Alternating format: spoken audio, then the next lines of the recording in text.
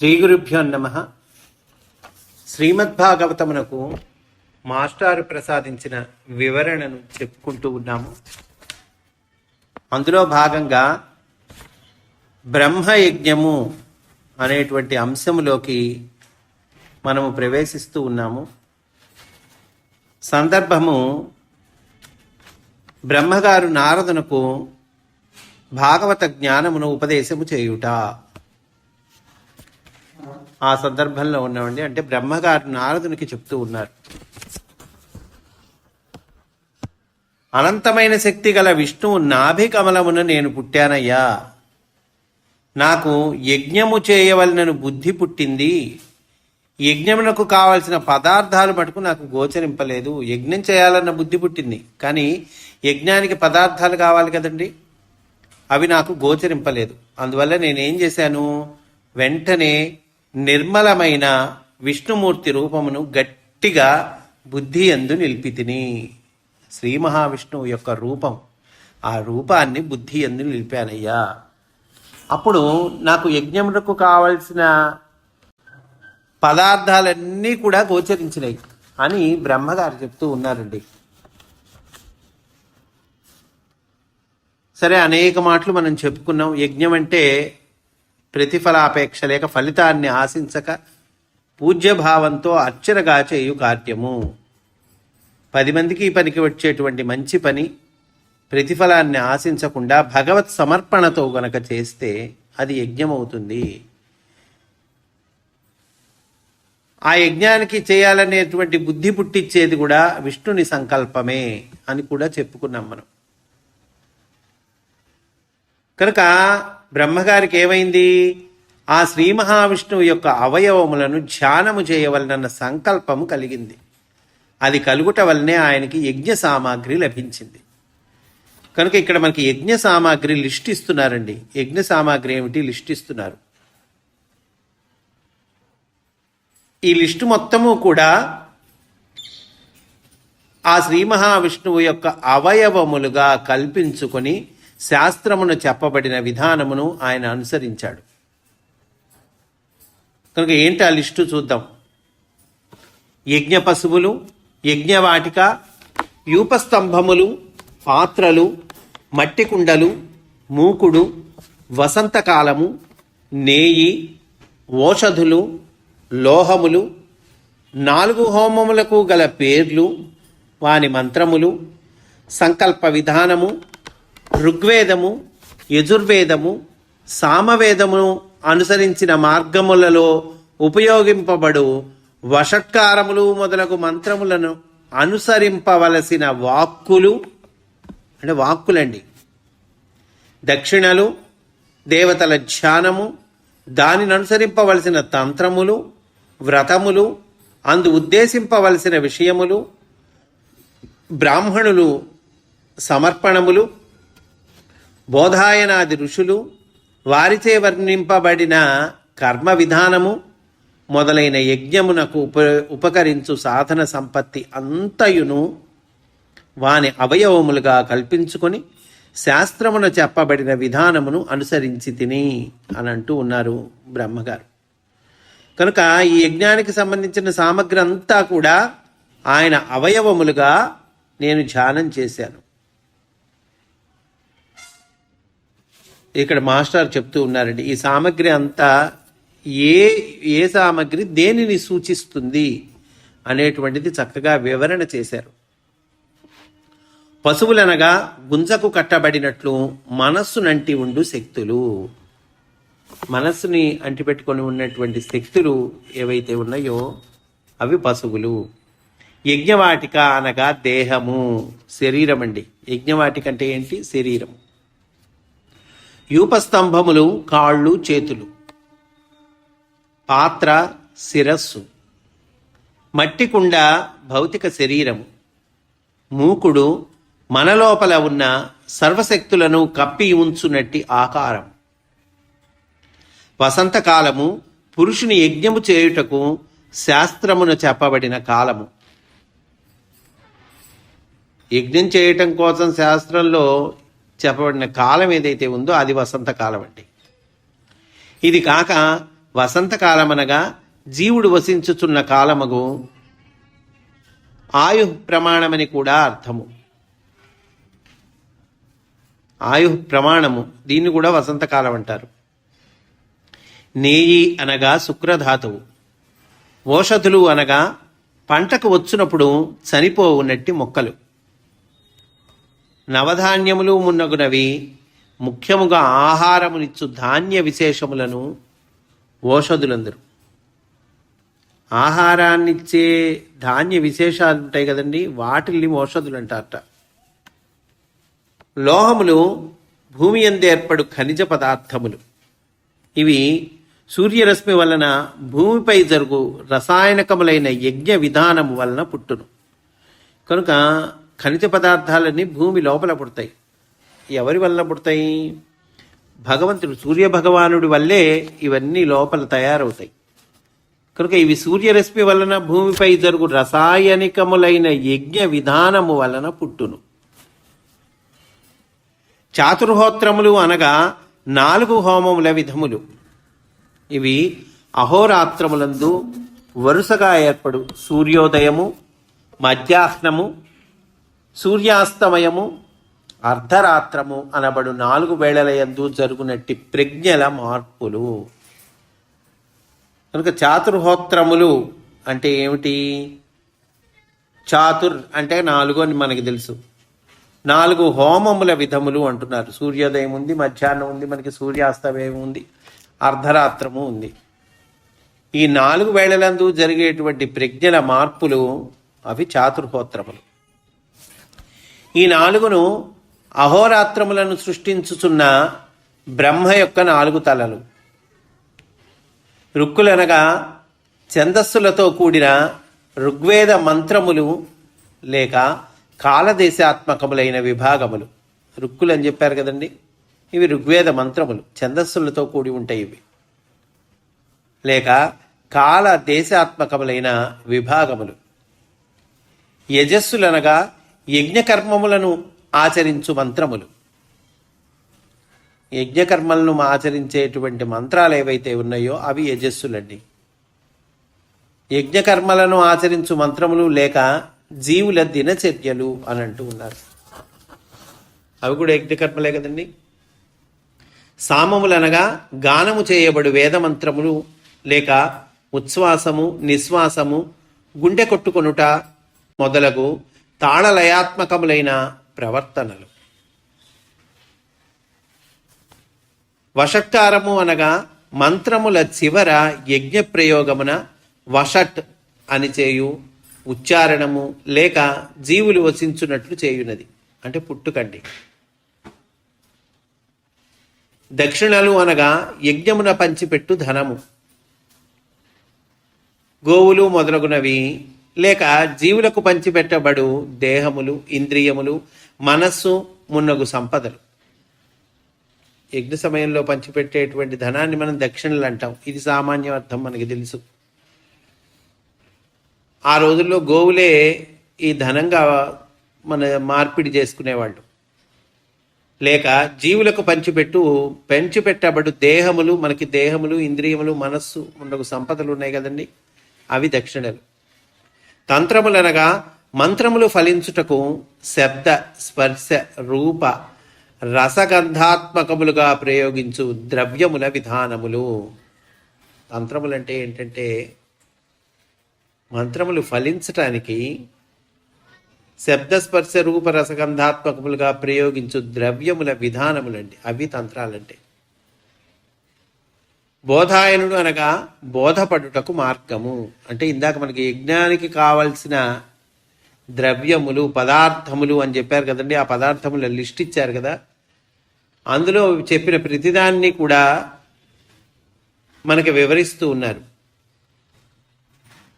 కనుక బోధాయనుడు అనగా బోధపడుటకు మార్గము, అదండి దానిని చెప్పిన ఋషియు. ఈ సామగ్రి అంతయు మొదట లేకుండుటచే బ్రహ్మ శ్రీ మహావిష్ణువు యొక్క శరీరమును ధ్యానించి అందలి అవయవముల రూపములుగా సృష్టి చేశారు. మొదట లేదు ఈ సామగ్రి అంతా కూడా. అయితే బ్రహ్మగారు ఏం చేశారు? శ్రీ మహావిష్ణువు యొక్క శరీరమును ధ్యానించాడు. అందలి అవయవముల రూపములుగా సృష్టి చేసెను అంటూ ఉన్నారండి. భగవంతుని యజ్ఞస్వరూపునిగా యజ్ఞ భాగములు వాని అవయవములుగా ధ్యానించి మనస్సున యజ్ఞము చేసి తిని బ్రహ్మగారు అంటూ ఉన్నారు. అయ్యా, భగవంతుని యజ్ఞస్వరూపునిగా భావించా, యజ్ఞ భాగములు ఆయన అవయవములుగా ధ్యానించాను, మనస్సున యజ్ఞం చేశాను.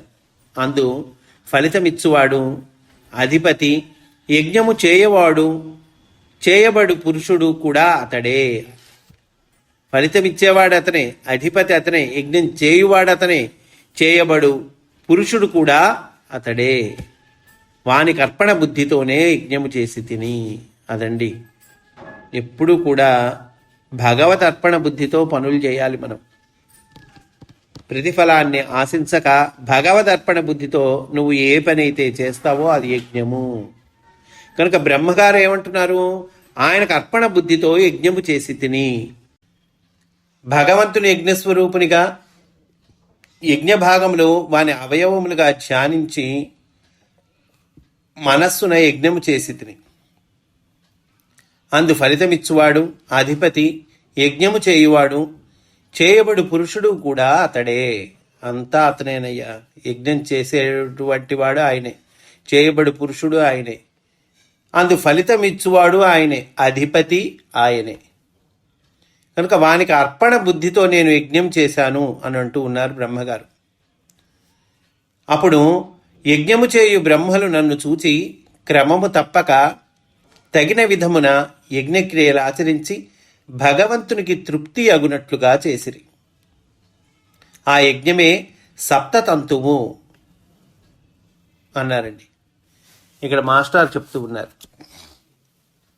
బ్రహ్మలు అనగా పురోహితులు లేక బ్రహ్మను అనుసరించిన సృష్టికర్తలు. సప్తతంతు అనగా 7 దారములతో యజ్ఞ పశువును కట్టి చేయునట్టి యజ్ఞము. సప్తతంతువు అంటే 7 దారములతో యజ్ఞ పశువును కట్టి చేసేటువంటి యజ్ఞం అండి. అంటే ఇది మామూలు ఆచార కాండ అన్నమాట. ఏమిటి 7 దారములు? 7 లోకములే 7 దారములు. వానిని వ్యాహృతులు అనబడు 7 విధములైన ఉచ్చారణములుగా ఆచరించిరి. అట్టి ఉచ్చారణల వలన వారు సప్తమరుత్తులుగా రూపములందిరి. కాల విభాగములు 7 విధములైన ఛందస్సులుగా పుట్టినవి. కాల విభాగాలండి ఇవి. 7 విధాలైన ఛందస్సులుగా పుట్టేట. ఉచ్చారణకు సప్తస్వరములు వెలువడినవి. సృష్టిగోళమున సప్తద్వీపములను, సప్త కుల పర్వతములను, గోళముల చుట్టూను సప్తసాగరములు ఏర్పడినవి. అగ్నిహోత్రుని యందు సప్తార్చులు అనబడు 7 విధములైన పొరలుగా మంటలు వచ్చినవి. 7 విధములైన యజ్ఞద్రవ్యములు జీవుల సప్తధాతువులుగా వెలువడినవి. సప్తర్షులు అనబడు 7 వెలుగులు జీవుల వెన్నెముకలో, షట్చక్రములు సహస్రారము అనబడు 7 కేంద్రములలో నిలబడిది.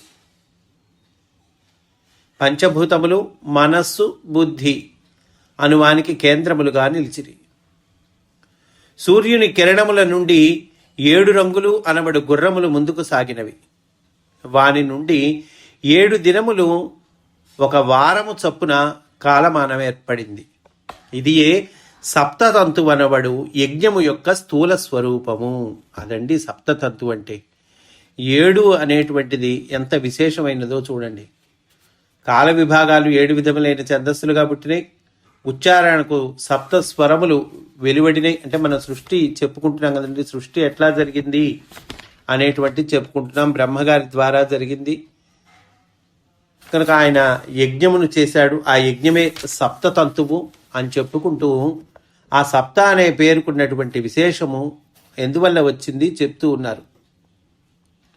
సృష్టి గోళమున సప్తద్వీపములను, సప్తకుల పర్వతములను, గోళముల చుట్టూ సప్తసాగరములు ఏర్పడినవి. అంతే కదండి. 7 నదులు 7 సాగరాలు ఉన్నాయి.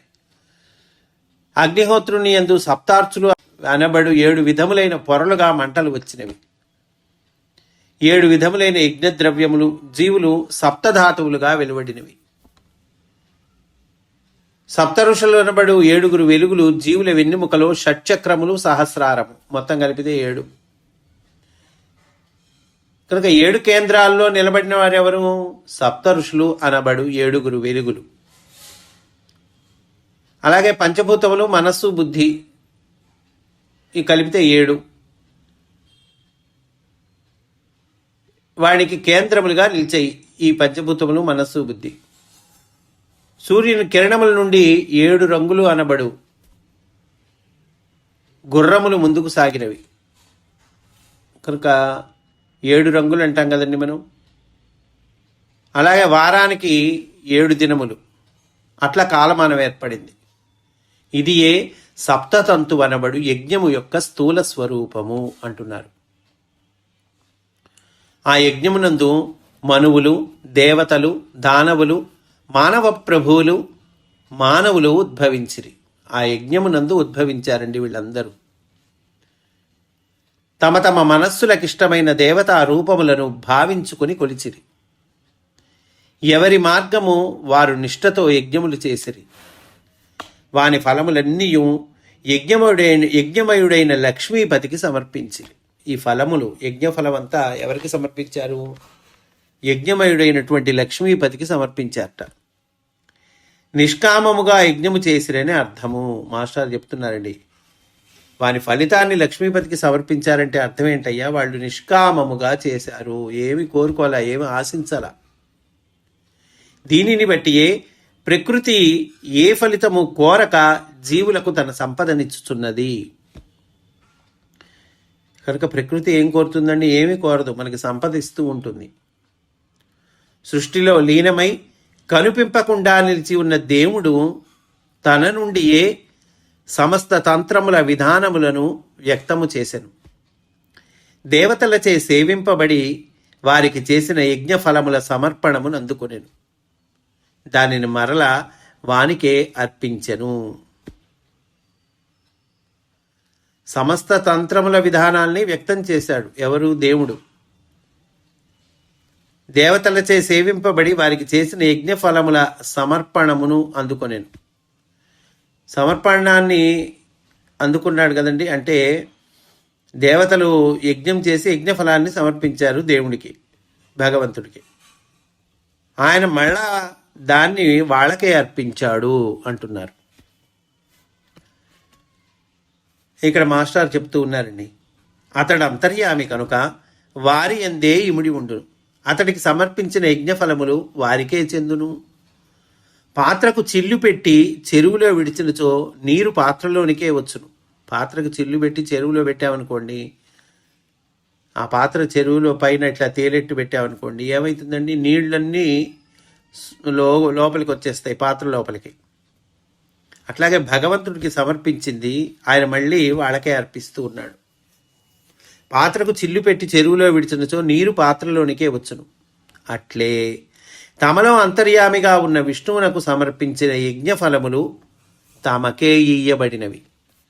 దీని అర్థమేమనగా ఒకరికొకరు సమర్పణ బుద్ధితో ఏ పని చేసినను పరస్పరత్వము వృద్ధి అయి అందరూ వర్ధిల్లుదురు. ఎవడికి కావలసినది వాడు గైకను చూచినచో అందరూ నశింతురు. కనుక భగవదర్పణగా మనము కనుక సాటి జీవులకి కావలసిన సహాయం చేసి పెట్టామనుకోండి,